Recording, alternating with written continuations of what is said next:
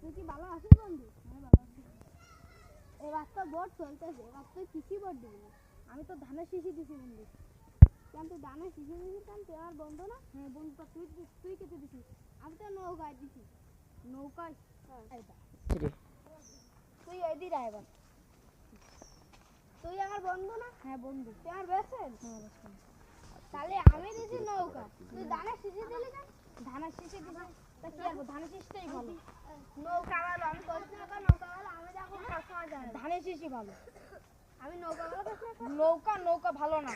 নৌকা ভালো না কেন? ধানের শীষ ভালো। শেখ হাসিনা জানিস কত উন্নতি করেছে, পদ্মা সেতু বানাইছে, মেট্রো বানাইছে, আর খালেদা টিআরএস মানে খালেদা টিআরএস মানে তো বুঝতে পারছিস না?